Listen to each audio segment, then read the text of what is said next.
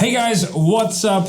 Matt here and James, and welcome to another episode of Coffee is for Closers. We're here in the sort of, let's say like almost 3/4 done studio. We obviously got to have the YouTuber light tubes behind us, but it's looking nice, dark. Nice and dark. Along. Yeah, that's how they described me in high school. How I like my coffee. Exactly. So, all right, guys. So today's episode is all about closers versus sales professionals. Okay. So we're going to be diving into some of the differences, which side of the fence you want to be on, what I think the industry has done to sales professionals, and cue the intro.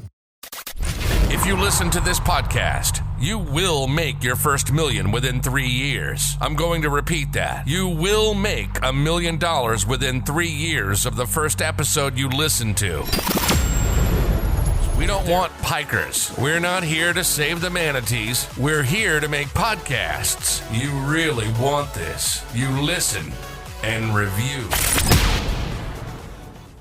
Put that coffee down. Sales professional versus a closer. Well, I think you define yourself based on the course you've done, if you know what I'm talking about. Right. Yeah. Maybe you're a high-ticket sales professional, or maybe you're a high-ticket closer. I don't know. Yeah. HCC for life, right? HCC. Seafood Dan. Yeah, well, I mean, I think closer, right, is a super, it has a very negative, derogatory sort of connotation to it these days. But I think the reason for that is like the mentality that was produced by saying, I think inbound closer is far more, so like the traffic and funnels like nomenclature. Sounds better. No, I think it's far more damaging. Why? Because it assumes you only do inbound. What if they're an out? Yeah, okay, fair enough. Outbound closer. Right? Yeah. So I thought like closer is fine. You close deals. I can kind of get that. I thought in terms of nomenclature, right? Like, and so the problem is the label that it gives, and then the precedent that it sets. I'm an inbound closer. I only take warm leads. That's a real problem, right? So like that's the difference between like sales professionals. Like if I have a look at like people who I think are sales professionals, like a couple people spring to mind. First of all, Jeremy Miner, true sales professional. Even when he's making millions and millions of dollars a year, he did outbound. He did cold calling. Yeah. If he needed to, he'd go door knocking. He had a referral strategy in place. Like he had his own lead generation mechanisms. And what that allowed him to do is create redundancy because he was a sales professional, right? He took it seriously. And if I have a look at someone like Kobe Bryant or Michael Jordan, those are the guys that do the fundamentals well. And if you tie it back to like sales sniper, right? A sniper, if you look at like sort of what it is someone who does the core soldiering is fieldcraft, navigation, and shooting. Those are the three things that make up a soldier, right? Fieldcraft is like how well you can cam and conceal yourself, and how you conduct yourself in the field of battle. Kind of like lead, aim, fire, right? It's like navigation is obviously being able to get to where you want to go.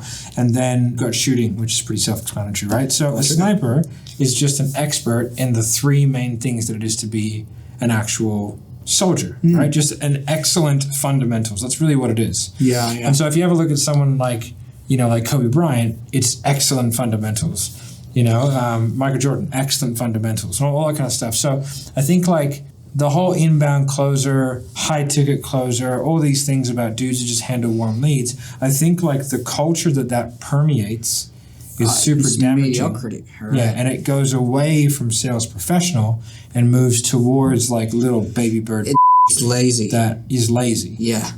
Like Michael Jordan is a professional. Luke Longley, the guy that didn't get into his DVD, is the closer, right? Just didn't do the work. And he was hated by Michael Jordan for it. Regardless of him being a good... I didn't even know that. They didn't put him on the DVD. He was like, why did you exclude me from this whole thing about Michael Jordan's life? I haven't seen it, so I could be wrong. Correct me if I'm wrong. Yeah. But he made a big crack shit about it. About it? Maybe which is what a closer would do. Exactly. Yeah, so like, if you listen to this or you're watching this, first of all, like, subscribe, comment, hit notification bell, all that kind of stuff. Comment down below if you think that I'm being a piece of by saying this, but by all means, it just helps the engagement. But it's like it'll end up like one of our ads comment section. But it's just like, like, are you being a closer or are you being a sales professional? Because like, I just think like you have a look at other industries that are far more established, right? Like you look at the insurance industry, or you look at even cars, or you look at like, how many times have you bought a car and been inundated with follow-up from the guy who you bought the car from? Never. You haven't bought many cars then.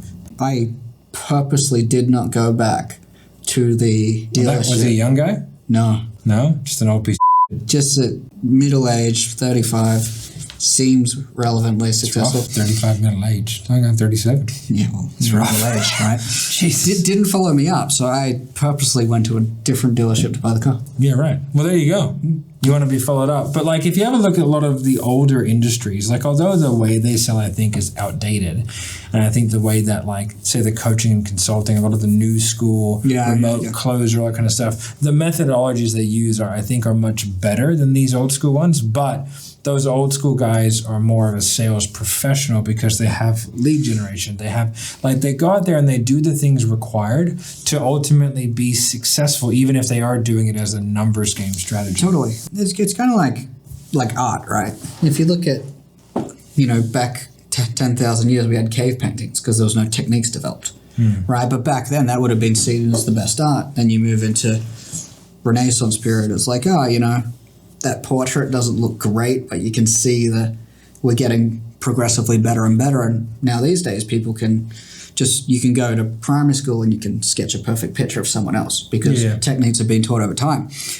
But like how that relates is like the sales techniques are getting better and better and better as we evolve as a community. We know those old techniques don't work, but the work ethic and endeavor behind that to turn those skills into an actual profession is still mandatory. Just because we learn these new skills doesn't mean we can't throw out all the hard work that utilizes those skills, right? I think like back in the day, people, I think, and don't get me wrong, I could be wrong, but I feel like the value of a lead, because leads were harder to come by. Oh, yeah. If you ever look at like Glengarry Glen Ross, right, like the guy came with a stack of leads and was like, these are leads. These are the Glengarry leads, right? You don't get these leads. Right? Whereas these days, they only want the Glengarry leads. They will not work to get into a position where they get Glengarry. Yeah, like we have, we're in such like the golden age of sales. Oh, yeah. Right? It's because like, let's say you're selling for a business, like they have an email list, they have a phone number list, they have lead magnets, they have a YouTube channel, they have a podcast, they have like Facebook ads, they have YouTube ads, they have LinkedIn ads, they have a Facebook group, they have ability to start your own profile on LinkedIn and start doing outreach on LinkedIn on behalf of your company. Like you can do that. Yeah, social platforms everywhere. Yeah. Right? And so like we have like most businesses have like a super comprehensive spider web. Yeah. And even if it's not that many things, even if it's 3 things, right? That's like 2 more things than what old school sales guy had. Precisely. All they had was a card with a name and a number of someone that asked for a pamphlet on a new property, right? Yeah. Yeah. That's the goal. We have an abundance of leads, yet the whole culture of sales right now has developed to an area where because there is an abundance of them, we don't want it anymore. Yeah. All we want is for them to filter through, till we're in a position where we no longer have an abundance.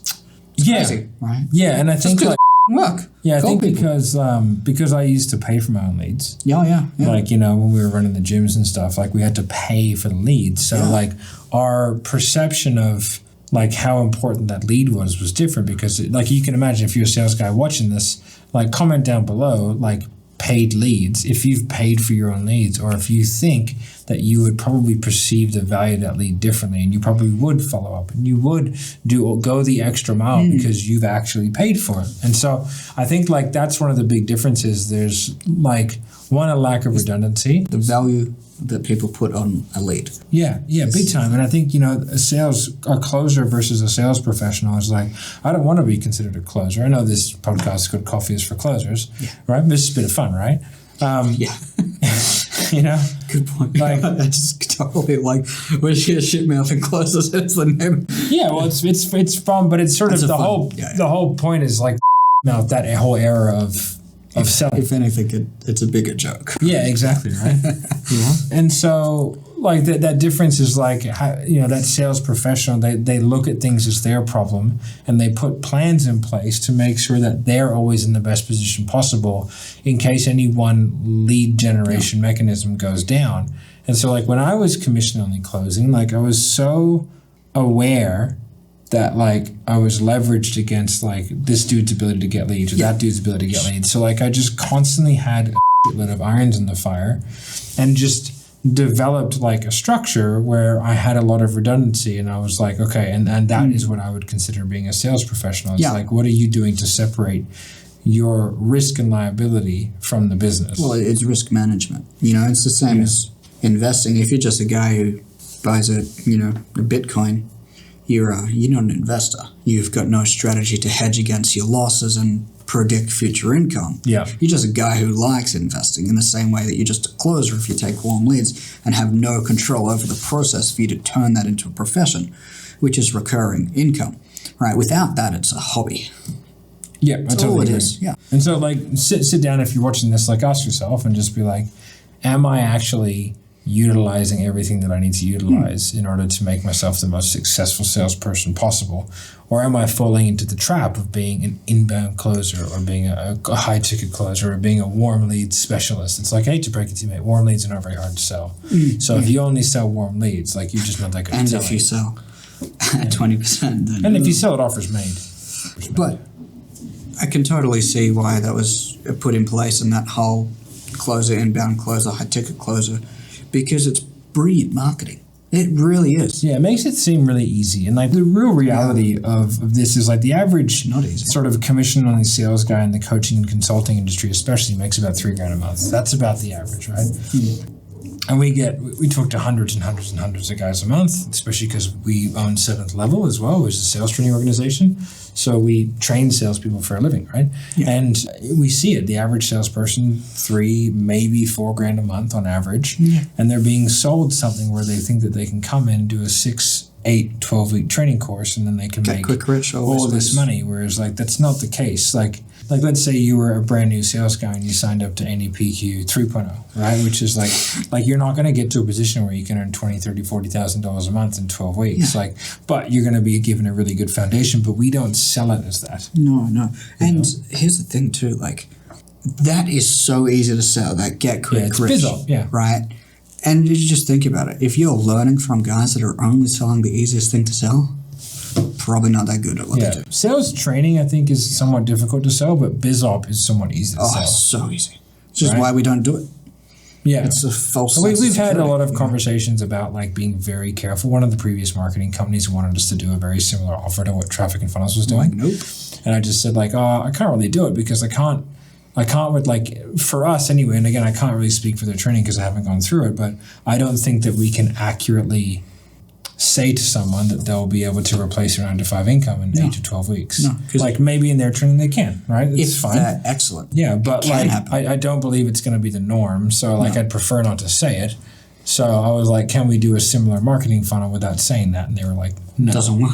I was like, okay, well then it's off the table, right? I don't want to be liable for someone else's expectations not being met, whether or not they were talented at it.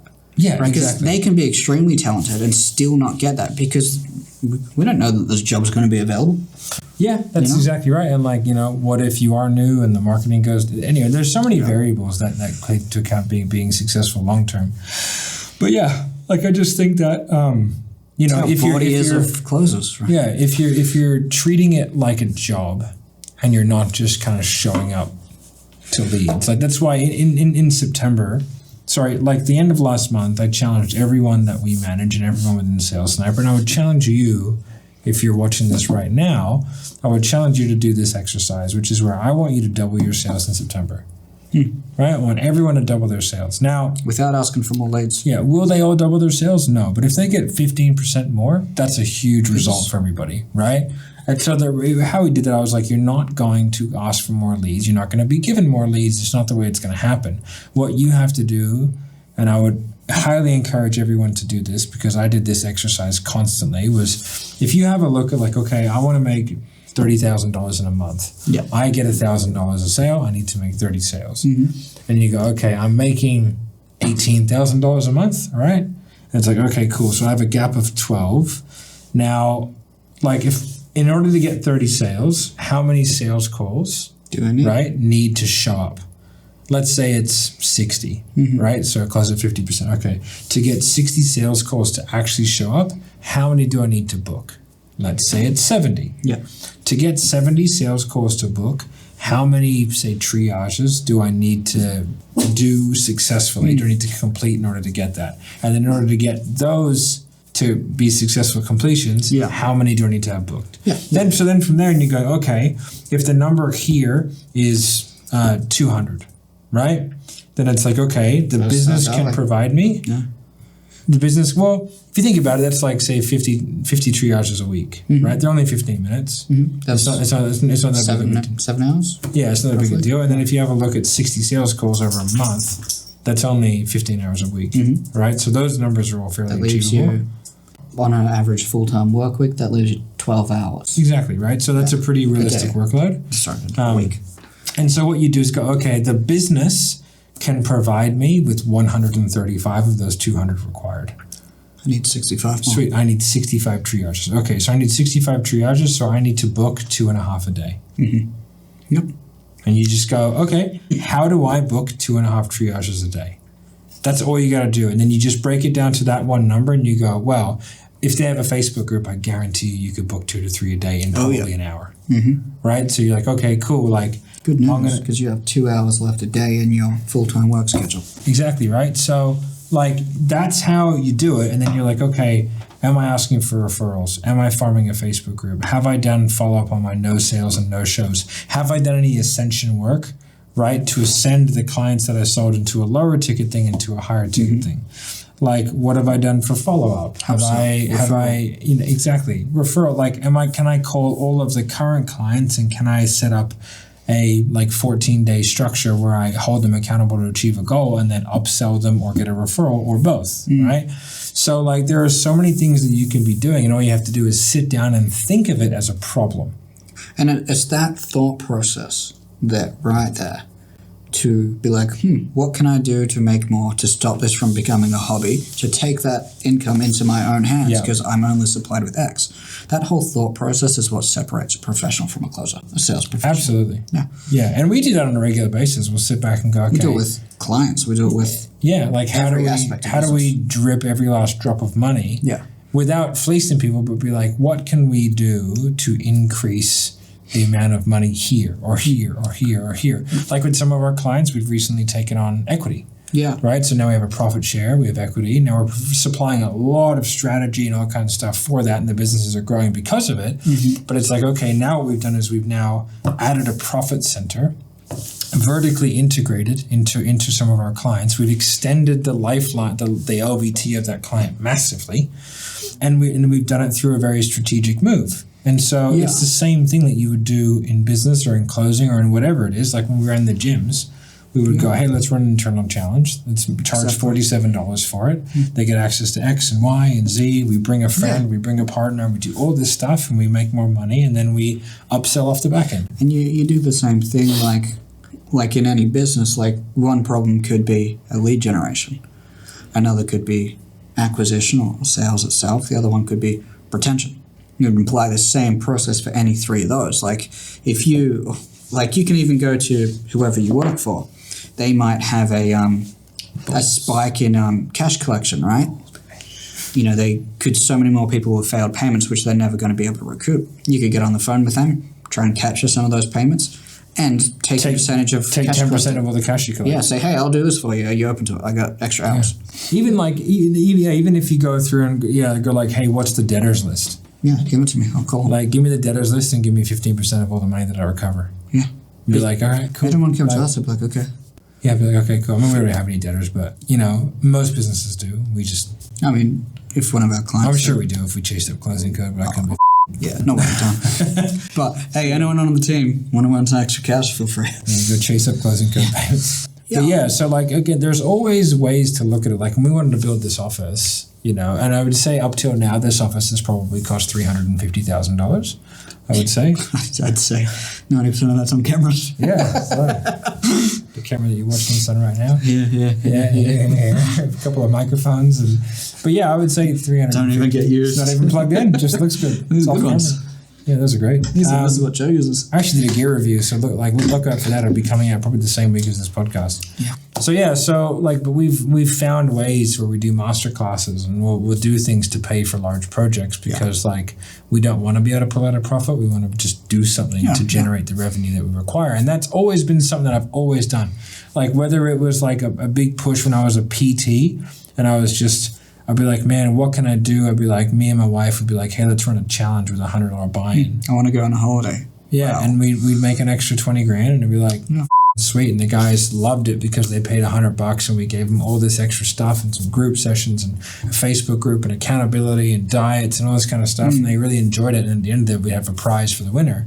But it's like we made money off that, and so we would use that, put it aside, use it for a holiday, and that's where we got a lot of our holiday money. So I think a lot of people just they don't really spend enough time thinking about the fact that money or generating more income is just a problem that needs to be solved. And you can ask somebody exactly how to do it, but my biggest thing is always just sit down and think about it.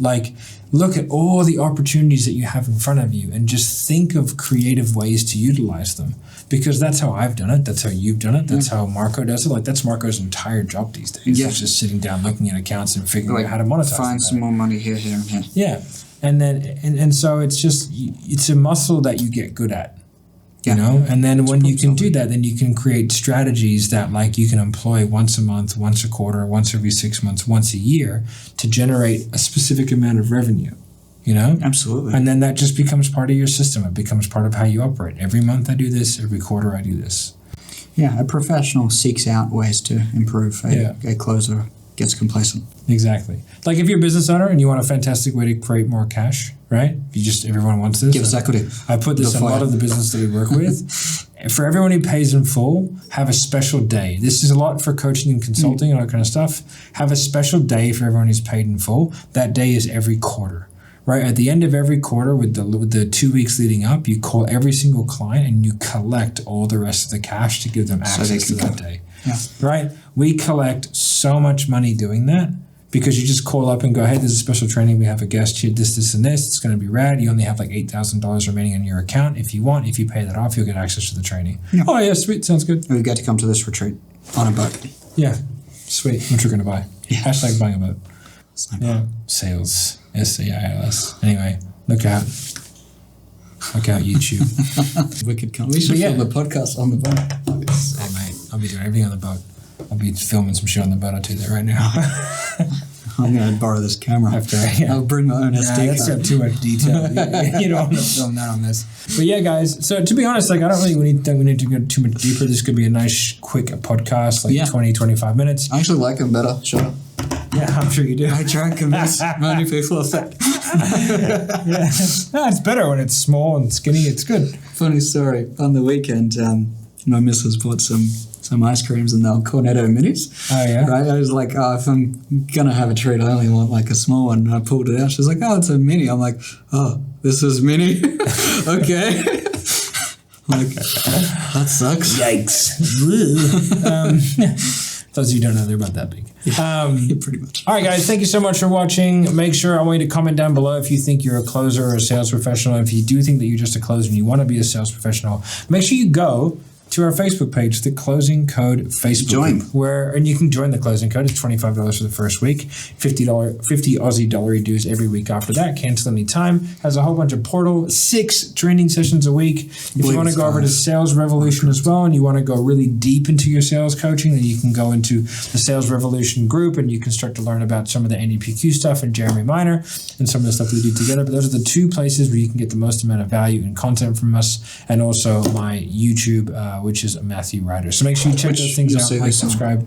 Yeah, and if you're watching this on YouTube, make sure you give us a sub, make sure you share this with a friend, and make sure you comment down below to let us know that you're enjoying the content. Also, let us know in the comments the plan that you want to put in place to transition from a closer to a sales professional. What actually is it that you can do? I might do some YouTube shorts and read them out. And if we get enough, we'll go into some of the details that we put on specifically on client accounts for our guys to make more money. And maybe we'll share some of the strategies that they've put in place that were successful. Come on, #share if you want me to share some of the strategies that we wrote out together with some of our sales guys to double their commissions in September. All right, guys, thanks very much. Bye. Put that coffee down. Coffee's for closers only.